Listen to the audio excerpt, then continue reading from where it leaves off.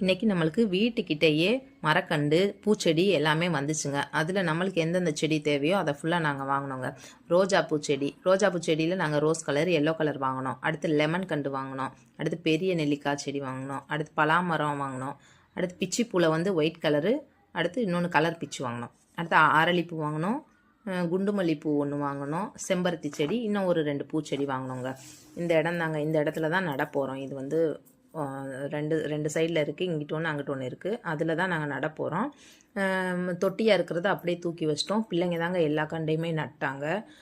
ரொம்ப என்ஜாய் பண்ணாங்க.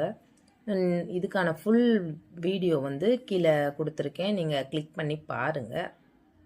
நீங்களும் உங்கள் வீட்டுக்கிட்ட இடம் இருந்துச்சுன்னா அந்த இடத்த சும்மா போடாமல் இந்த மாதிரி ஏதாச்சும் பூச்செடி இந்த மாதிரி ஏதாவது கண்டு வைங்க. பார்க்கவும் அழகாக இருக்கும். நம்மளுக்கு தேவைன்னா சாமிக்கும் பிடிங்கி வச்சுக்கலாம், நம்ம பிள்ளைங்களுக்கும் பூக்கும்போது பிடிங்கி வச்சுக்கிறலாங்க. அதனால் வீடியோ பார்த்து என்ஜாய் பண்ணுங்கள். ஒரு 3 இது மட்டும் நாங்கள் எங்கள் தோப்பு வீட்டில் வைக்க போகிறோம். அது ஃபுல்லாக மரம்னால இங்கே வைக்க முடியாது.